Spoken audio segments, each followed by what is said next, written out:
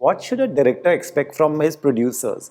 What would you expect? What should an ideal producer be like? A good producer essentially has their director's back at one level and is in a certain sort of way the overall kind of like vision keeper of a project, who knows how to steer it when things will. Fair enough. Right. A lot of directors now are also working with a plan. Okay. So I mean, it's almost now become a little old school to be the maverick director who would do anything and be extravagant or wasteful, or it'll probably be also the last thing that you'll do after that, unless it's a a miraculous hit. Are we just following a trend ki everybody wants to see action only now, and there's no rom-com, there's no love story for a long time? It's the Rasgulla factor, right? Like you have one Rasgulla, you love it. You have two, it's great. You have 100, you're going to fall sick. And it's what happened. It happened in the 70s after Sholay. Tihar jail story. It can become dark. It can become like a full-on negative, dark, how bad this world is. You kept it entertaining. What were you clear about? Ye lena hai book mein se, ye nahi lena hai. My instinct in the book was to sort of like do the entire book in one season. And Satyanshu's, who's my co-creator, his instinct was, no, let's not do that. Let's slow the book down. So we discussed it, and I realized that he's actually sort of like right. If you want to do a continuing, hopefully continuing, bunch of seasons. The idea is to get into Sunil's life and to understand, to see Tihar and everything else and live it through his eyes. Everybody is talking about Zahan suddenly and thinking that he's a great find.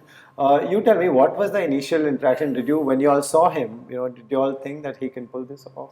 Yeah, because he auditioned. It came in as a cold audition. There was no, I had no idea. I knew who he was. We'd exchanged messages a couple of times. I knew he's Kunal's son, so there was this and Prithvi Theatre and stuff. But I never met him. Performance is so terrific. Does it matter? He's an industry kid. He's not. I don't think so. I don't think anyone has even commented on it. That's true. That whole debate of this whole nepo drama that keeps happening has not even come up, because he is so unlike. I mean, he's such a fine performer that if he is privileged, then you're really confused after that, right? Or at least that's how good he is as an actor. He's hiding it very well.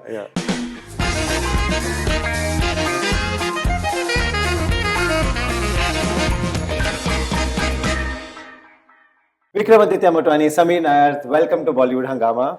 Thank you. You all have started our year very well, so thank you for that. The year has started well for both of you, I can imagine. I can't complain. I can't complain. Right. Sameer, you've been a disruptor of different industries, and we remember when you started KBC at 9 o'clock, it was not done before. Today you continue to disrupt in the world of OTT and giving shows that many would not take that route. You've taken those routes. One question is, what makes you take these risks and continue to try things that everybody won't try? I know, when we set up Applause, the idea was that, there are lots of stories to be told and there are lots of, wonderful people to work with. And that's what we wanted to do. And we set it up in that traditional movie studio model, which is, that you go and you back an idea, raise the finance, make it, release it, put it out in theaters, and then see what happens. Right. So it's just that we happened to start with series. So honestly, following the same sort of DNA and ethic and ethos to that, which is that, wonderful ideas come in the case of Black Warrant. Right, yeah. When Vikram comes to us with a book and a script written and a vision for it, then it seems like the kind of thing that it's a story that has to be told, and that we must back it and we must be part of it.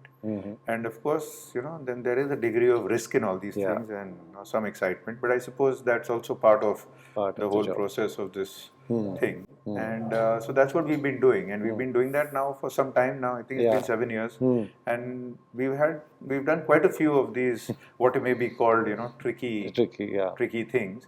But I think if the intent is right and if the people you're working with if everyone's got their heart and mind and soul in the right place, it sort of turns out okay. Right, it did turn out okay. Vikram, I want to ask you, what, this is just to help other young directors also. What should a director expect from his producers? What would you expect? What should an ideal producer be like? What backing would you want? Oh, I mean, look, a producer, many things. One is that so a producer's job is in the sense that, okay, people presume that this is the budget and you have to get it done within that budget. And of course, that's a skill set that a producer has to be able to say, what is the best you can get for your director, considering the limitations of your funds, what's the best you can deliver, and that a great producer, a great line producer will be able to do that. But I think a producer beyond that, and in the case of Applause, in case of Sameer and Deepak, it's been the macro perspective that they have on certain things. A producer has vision sometimes. A director has vision as well, but a producer also has vision which they help keep a director remind him or her of what one had set out to kind of achieve. And I think the best way that we've sort of worked on this one is the fact that is the macro notes that Sameer and Deepak and team would end up giving, saying, it's not like line by line, ki ye karna, wo karna. It's like, yaar, this episode, have a look at it. That thing, have a look at it. What can we do to be able to help to get the thing look better? How can we market it better? How can we do all those kind of things better? So I think, a good producer essentially has their director's back at one level and is in a certain sort of way the overall kind of like vision keeper of a project, who knows how to steer it when things will. Fair enough, right? And same question for you. Like, directors obviously are so deep into the story. They live the story. They have so much to manage, put it together. What would you expect from a director? Directors also can, because of the involvement in every project, they can also sometimes get carried away and say, I want to shoot at the airport. I want to some difficult situations. What should directors understand about producers? Well, I think now, with the amount the industry has sort of grown and evolved, most of the directors we've been working with are quite savvy and smart. In the case of Vikram, in this case, he's not only a director, he's also a producing partner. So he's like a partner in every sense of the word. But in general, I think a lot of directors now are also working with a plan. So it's almost now become a little old school to be the maverick director who would do anything and be extravagant or wasteful, or it'll probably be also the last thing that you'll do after that, unless it's a miraculous hit. So I think in that sense the industry has become a lot more disciplined. There's a lot better understanding of the writing process, the pre-production, the planning, all of that. As producers and studio, what we are really looking to do is to make it as comfortable. So it's a journey. You're going to start from something, finish up with something, which may or may not turn out well. But you should at least enjoy the journey. You should enjoy the process. Become friends along the way, and everyone be happy and put your best foot forward. So if you can achieve that, that's good. But I think in general people are quite conscious. That's nice. That's great to know that. Like the Bollywood horror stories of the past are, probably not there anymore.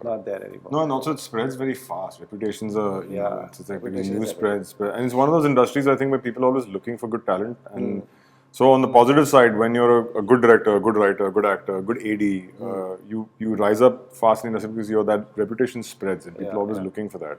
And on the flip side, if you're bad at any of those things, you're a pain to work with or any of that kind of stuff, chances are unless you're supremely talented, but even then, there's like a... Wow. Had any experiences? Had any such experiences? No, not really. Not off late that you can tell us right now. No, actually none actually. I think for quite some time actually. TV is anyway historically, TV is built on the manner in the fashion because there's a telecast date and time. So because there's a telecast date and time, that automatically becomes the sort of monster. The it's block. Another monster which actors still tell us. Every interview I do, they tell us that once they do TV, they're like, we never want to do TV again. So it comes with that. With series, what's happened is that while it's still like a film, like in a sense, Black Warrant would be equivalent to 2-3 films to be made in the time, effort, energy that goes. But within that, it's still more organized. The feature film in particular is the dangerous one because it has no release date. In the sense that you can be working towards a date, but if you haven't finished it, you can just push it. It doesn't end the world. In TV, it would go black. So... But no experience like that. Before I come to Black Warrant, I also want to talk about the business and the industry at large. When OTT started, we all have been around, and everybody said this is competition to theaters and this competition to the movie business, and it's not right and things like that. Have all these talks settled and everybody's found their space? Today, I think so. Yeah, I think we're going for significantly different things in the theater and different things on streaming. The stories that we tell on streaming obviously can't be told in the theater. The ones that are made for the theater will not be made for streaming specifically. So I think that there is a little bit of separation that's tended to come in. The excitement to pay for a ticket is something which is different from the excitement to go and watch something. Having said that, it's still in a place where right now, I do think that a lot of the movies that do well in the cinema will also do well on streaming. I think that is the reality. It's actually, I think streaming has taken over what used to be satellite at one point in time. You know, like the colors, HD, all those things that used to have a space of like. I think that has now become the streaming model. So there is still that excitement on streaming to go and watch things that you've missed. So for the audience, I guess it works both ways in a sense. But exclusively, I believe if you're making something for a format, it'll stick to that format. Stick to that format. But this has changed people's way of consuming entertainment. Clearly, I know so many people who have just stopped going to cinemas because there's enough on this phone or whatever. Do you think that's at least that has happened? That has happened. I mean, the good thing actually, streaming is a technological revolution. You know, it's a revolution in distribution. Correct. Content sort of followed on from there. It's that streaming makes the viewing experience that much more convenient and easy. You know, like you can see it anytime. Right. You can stop anywhere. It's always there. Right. You come back, it resumes from where you were. All your various choices are available. Everything is in the same place. It's not like a Hindi channel, Malayalam channel, Bengali channel. It's everything in the same place. Right. All the movies, all the shows, all the documentaries. So it's like the ultimate mall. You know, a streaming service is like, you know, it's like, so it's made it really easy. What it's done, of course, is that it's given audience so much choice and so many options. Is that one is, of course, as you say, that it takes a lot of effort to get someone to go to a theatre now. Because why should I? It's anyway going to come onto the service later. And the other thing is that because you're seeing so much diverse content, your standards have improved. You know what they used to say, right? That to have great cinema, you need great audiences, and great audiences need great cinema. I think we are in that great audience moment now. Right, true. You know what is, this has also definitely benefited storytellers and actors. Like today, you can have a lead show with Zahan Kapoor in the lead and Rahul Bhatt in the lead, and also, you know, somewhere Ananya Pandey. This would be difficult to sell to a big screen. 100%. I think that's a given in the sense that you've and this has been happening since the very beginning. Whether it's like from the start of streaming, it's been the excitement has been in a sense to see new talent, sort of like in these stories, and that is and I'm glad for that because you know whether it's it gives everybody work. But as a director, would you like to balance something कि एक बड़ी screen की release साल में होनी चाहिए along with all this? No, of course. I think that look, the magic of the big screen is always the magic of the big screen. I think that will never kind of go away. I'm a movie buff. I love going to watch movies in a movie theater. I don't think there's any greater pleasure than watching a movie with a few hundred people at the same time. But it's also I think tough times in the sense of like not everything can be. See, once upon a time, 10 years ago, you had to make everything for the cinema. You had no other option. TV or streaming wasn't a viable economic option. It would eventually land up there. Correct. But you had to make it for the theatre, and then it was you sink or you swim, or you make money, or you make a reputation, or whatever it is, and that's how we all operated until a certain point of time. That has changed for the better, I think. I mean, we can get into the nitty-gritty of the industry, but overall, I think it's changed. It has changed. You know, applause has, like, if you ask me, I'm an outsider, I can see you all have nailed it with at least web series, OTT, and everything online. What is the plan? Would you like to go theatrical? Would you like to go big and become like a big Bollywood producer? Like you have been producing, but you know what I mean, the commercial masala. I think we'll have to, right? वो हिंदी में phrase था ना, Maruti sticker कि बड़े बनकर Mercedes बनेंगे. So I mean that's I think a thing to be done. Correct. We have been working on it. Right. The thing was that from the start, the sense was that we should like sort of get this model right. Also to just get our whole ecosystem and everything sorted as to how to work like this. Work with different. So I think I must say we've had a wonderful experience because we had a chance to work with a diverse range of directors and creators. So like having done that on series, whether we work with Vikram or Hansal or Nagesh or so many different people, Sudhir, different people we work with. So I think that those parts have been pretty sorted. Theatrical is something that I am personally deeply in favor of.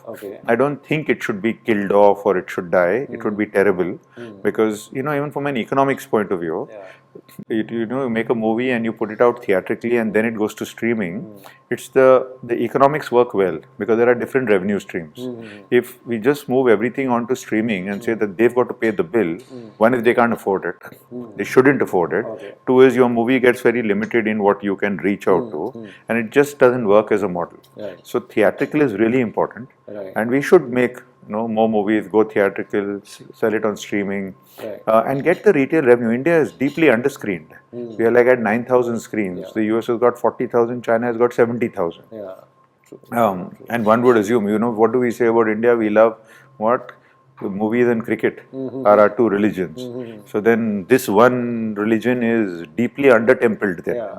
You need a lot more temples out there. Correct, exactly. Because today, say a Coldplay concert happens in Navi Mumbai, 60,000 people they fill in one day. They do 3 concerts, so people are starved of entertainment. Why is that? And people are seeing these movies. I mean, now there's so much talk about Pushpa that has done 800 crores. Yeah. So it's done 800 crores with 6,000 screens. Yeah. Imagine if we had 30,000 screens, that would be like 4,000 crores. there. Correct.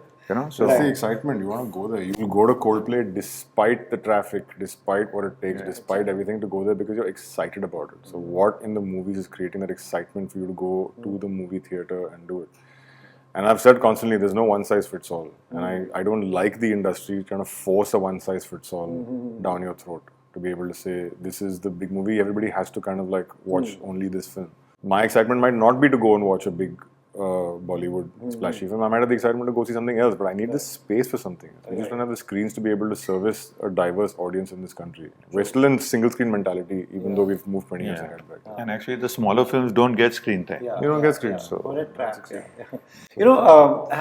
What effect, genuinely, what effect has the South industry's business had on Hindi film industry? There definitely is a big rippling effect. Something that a genre does well, here everybody wants to make that. A genre does well, we want to repeat that. We want to replicate that. I think, this has been an evolution that's been long in the making. So in the early 2000s, we started dubbing the South films and putting it on TV. That's when it started, Indra the Tiger and all of those, the early ones. So over the last 20 years, this has grown silently. All of, especially Telugu cinema, more than Tamil or Malayalam, Telugu cinema has been dubbed and put onto the Hindi channels. And I've always rated well. So now finally, 10, 15 years later, when suddenly the Telugu cinema bursts onto the national scene and becomes pan-Indian, in many ways your larger audience in North India is familiar with this style, familiar with these actors, they are familiar. It's not some unknown entity that has come out of nowhere. It's been staring at us in the face, which is why for Pushpa 2, Allu Arjun goes to Patna to do the launch, right? He doesn't do it in Vijayawada or something. He's doing it in Patna. It's quite a statement, right? That, he's going there to announce that, okay, here's the movie now. So I think it's something that's been coming there. Essentially, when you think about it, they're making nice, good, well-rounded masala movies that we used to make in the 80s. Yeah, absolutely. These movies were made, it's not like something new. In fact, in the older days, if you remember, there used to be that thing about, a lot of the South movies were being made in the 80s also. Himmatwala, all of these are movies, Jitendra, AB have done these movies. So it's nothing new in that sense, it's just cyclical. We went through, Bollywood I think went through one phase of between the multiplex to the liberalization to the metrosexual, international looking hero and film. It was just a phase. Right. Right. Vikram, as an audience, you said you would like to maybe watch something completely different. Is the industry giving you enough? Because if I go to the theater, there's Pushpa 2 playing, there's Baby John, which is action, there's Sonu Sood's movie, which is again action. There's so much action, and are we just following a trend ki everybody wants to see action only now? And there's no rom-com, there's no love story for a long time. I don't know if everybody wants to see action, but that's what we're being served right now. Correct. It's like that whole bit of... Yeah, why is that? So, because you're following a trend. You've seen 1 movie, 2 movies, 3 movies, 4 movies sort of like do it, where you've had, violent movies about men trying to uphold the honor of somebody else. And sort of like, it's a classic, it's a trope, right? And you've been following that trope. At some point of time, people are going to have, they're going to have enough of it, Yeah. and then you'll be. It's I forget who told me this once. I think it's Vishal Bharadwaj. Somebody was mentioning. It's the Rasgulla factor, right? Like you have one Rasgulla, you love it. You have two, it's great. You have 100, you're gonna fall sick. And at some point of time, it's what happened. It happened in the 70s after Sholay. You know, correct. Sholay was what it was, and then after that, everybody's like, oh, you need a daku, you need a hero, you need a woman dancing on glass, and you've got a movie, and it worked for a bit until it didn't. Correct. And then through the 80s, we were just like, okay, what are we supposed to do right now? You know, until your final late 80s when the romantic movie came in. So yes, as Sameer says, it's cyclical and it'll come and it'll go. Right now, it's a trend. Everybody wants to follow that trend of being the toxic man with a gun who's but honorable at heart. Which itself is such an old trope. Actually, the angry young man was exactly that, right? I mean, maybe not so toxic, but even close. Correct. You know, I mean, that character was close. Right. Coming to Black Warrant, there's so much in the book. What were you sure that it can become, Tihar jail story, it can become dark, it can become like a full-on negative, dark, how bad this world is. You kept it entertaining. What were you clear about? Ye lena hai book mein se, ye nahi lena hai. So from the book, what we decided, my instinct in the book was to sort of like do the entire book in one season. To say, let's do the whole thing. And Satyanshu's, who's my co-creator, his instinct was, no, let's not do that, let's slow the book down. So we discussed it, and I realized that he's actually sort of like right. If you want to do a continuing, hopefully continuing, bunch of seasons. The idea is to get into Sunil's life and to understand, like, to see Tihar and everything else and live it through his eyes. And when you do that, then it's not just about, you'll react to a jail once, twice, thrice, but he has to be a part of that jail. He has to have, co-conspirators and people he's going to be antagonists that he's going to be against and all that kind of stuff. We have to build an ecosystem within that. So what we've done with the book is, we of course taken incidents from the book, which is exactly why we liked it in the first place. I read the book for the first time and I was just like, I couldn't believe the fact that Sobraj got him this job and this actually happened in the Rangabilla hanging and 180 students escaped. All these things are pretty, you're reading them and you're like, this is great. And also his character is great because you're like, here's this really sweet man who's going to try and make a change in, India's worst jail, or India's most notorious jail. And what's going to happen to him? So immediately you're like, okay, I like this. And so what we decided was to take those real life incidents, do a much deeper dive into research. So a lot of things started to come as we started to talk to people. There's a throwaway line in the book almost that, jail ka khana. People like jail ka khana because it makes it feel like if you eat that, your dosh will go out. We created a whole character around that. We created an entire kind of like story around that. Or somebody mentioned the fact that in research, somebody said that if you kill a snake, you get a 15-day remission. And that became the whole topic of the first episode. So these things started to come in, and then we had to end up creating. So Tomar is a fictitious character, Mangat's a fictitious character, Dahiya is a fictitious character. Saini Saab is based on somebody, real life, which is not in the book. But as we did more research, we realized there's a lot more in Tihar than just what's in that. So it's a mix. Right. When you take this to an OTT platform, which doesn't have, it's very easy to sell shows with big names and big stars, and if you have one big star, then it's so easy. What is that conversation with you and your OTT? Do they just, because it's applause and Vikramaditya Motwane, they're like, okay, chalo, let's go ahead. Is that enough for them? Well, not let's go ahead, but you definitely get a meeting. Entry. You definitely get to do a screening. Okay. You definitely get to say that, listen, it's really something really interesting and exciting we've made. And it's really unique and distinctive. And you got to take a look at it. So like, for example, on Black Warrant, the way we pitched it and the way we introduced it is that, imagine 3 young MBAs, one from IMA, one from Delhi University and one from, say, Patna or somewhere. And they've all landed up on the first day of work to Procter & Gamble. Now, the only difference is that these are the same 3 young people, but their first day of work is in Tihar jail. So it's a young adult workplace drama. That's what it is. Because that's literally what it is. It is young adult workplace drama. Now, it just so happens that this workplace is a bit complicated, and now things happen from there. So I think what helps is, of course, that Vikram's made this. So this is coming after some time. People have heard about it. It's been in the news that this is happening.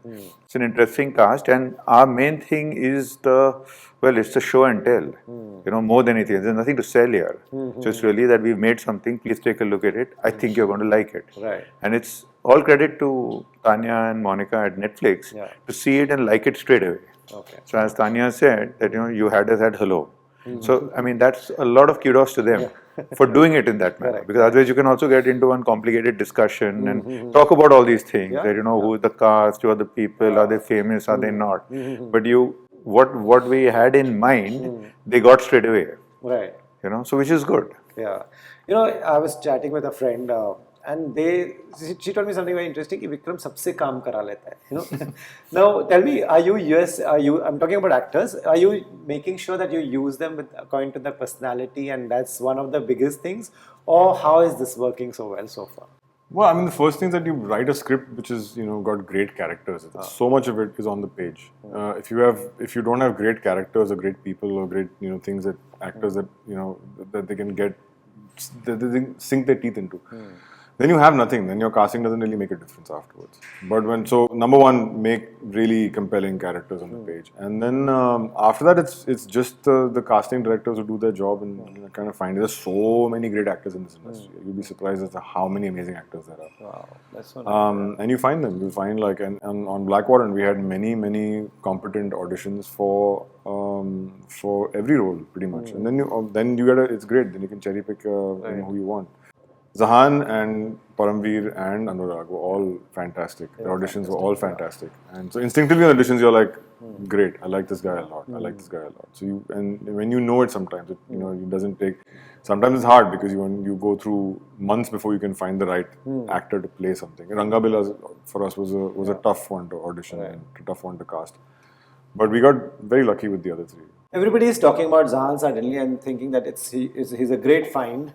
You tell me, what was the initial interaction? When you all saw him, did you all think that he can pull this off? Yeah, because he auditioned. It came in as a cold audition. There was no, I had no idea. I knew who he was. We'd exchanged messages a couple of times. I knew he's Kunal's son, so there was this and Prithvi Theatre and stuff. But I never met him. So when the audition came in, I was as kind of pleasantly surprised as the audience right now, because his first scene that he auditioned was the opening scene of the series, where he's come for his interview. Right.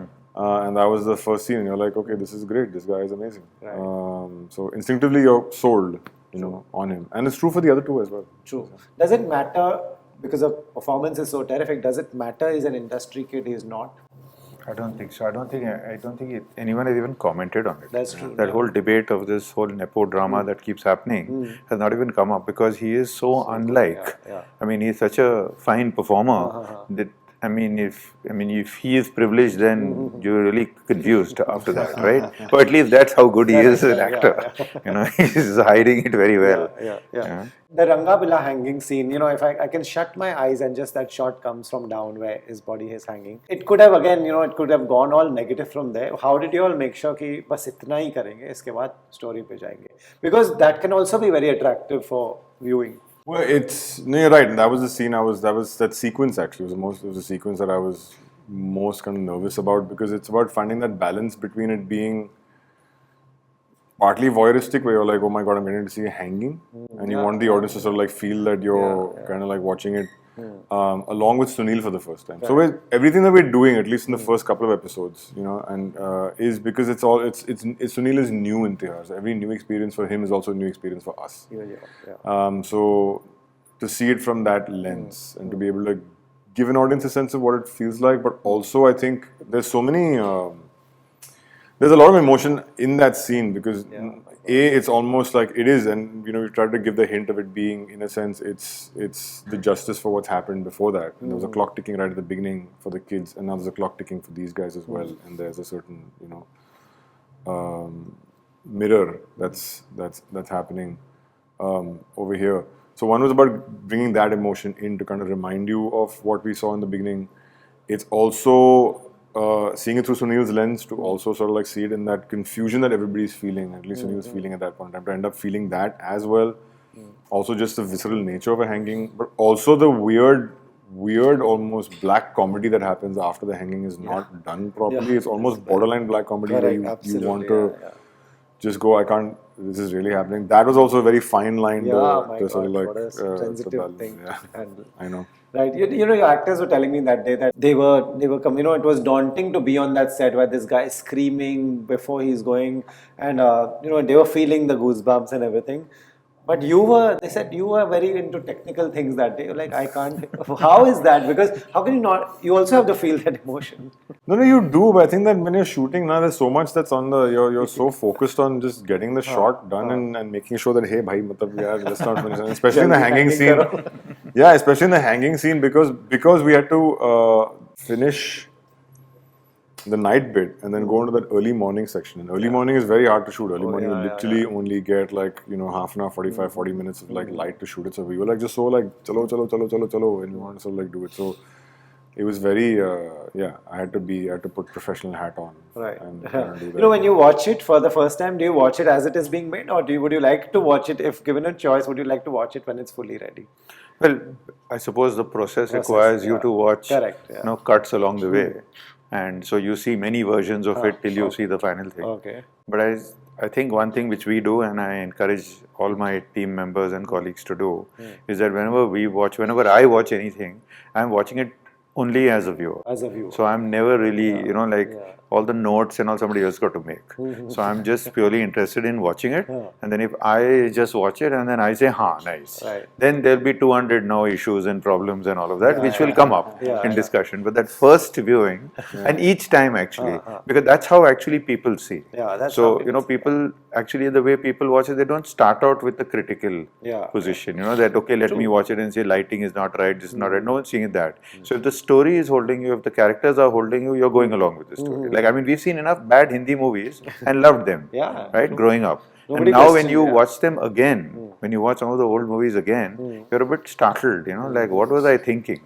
But you were not. And that's actually the thing, you were not thinking. So I think that's how we try and do it. Right. Because at home when you're watching something, just for the fun and to watch it, can you watch it as a viewer? Yeah, 100%. That's what I always do. I mean, there was a moment, when you were younger, when you're watching it and sort of like judging everything based on maybe that's your own internal angst about it. मैंने film नहीं बनाई, इसने कैसे बना दी, so I'm gonna, how dare they? No, but now I watch everything as an audience member. Right. And I mean, to Sameer's point, I think it's like he says. I think as a filmmaker, what's helpful to me is not about notes saying that feels wrong. It's more about how can we make this better. Right. It's always that. If you tell me how I can make it better, I appreciate that, as opposed to somebody telling me that ye galat hai, ya ye gadbad hai, or this actor is wrong, or this is too slow. Nice. Yes, nice. I know that. I'm aware of that. Yeah. How do I improve it? Right. Lastly, to both of you, applause is known for, like I said, started with that, a very different kind of content you all are making. You all made Gandhi, you all made something on Rajiv Gandhi's assassin, and you're producing a Tamil film. Is there something that you would like to be known for as a company? What kind, or is just let's give everybody entertainment? Well, I think we'd like to be known for quality. As in, as a standard of, of the kinds of stories we choose to tell, of the risks we take, of the new sort of, destinations we explore, that kind of thing. But in the process of doing all of this, there are two things always. There's a creative responsibility of actually making good stuff, and there's a fiscal responsibility of, actually making sure that the good stuff is then, well, if not profitable, at least, you're back in business. Correct. So I think, that's the important part. But I think as a sort of a company, our aim is to, keep growing, to become known as a brand, where we back interesting things, we back new talent, we take chances, we do different things, we buck the trend, swim against the tide, sometimes swim with the tide, sometimes be very commercial about it, sometimes be supremely eccentric about it, those kind of things. So be that kind of distinctive company that's focused on essentially making good stuff. Right. I think there's a lot of opportunity. Right. You've been a film fan yourself, you've been a movie buff yourself. Are those the movies that you enjoyed, masala, mainstream?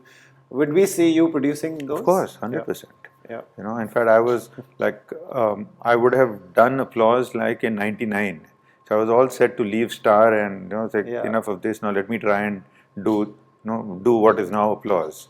But then, fortunately, I got promoted. And then KBC, kyunki all that happened. So my life went in a particular direction. So when this opportunity arose, and I met Mr. Birla, and he said, "What do you want to do?" I said, "I want to do this." And he said, "Okay, let's do it." Amazing. So it was like, for me, this is like really living the dream. Wow.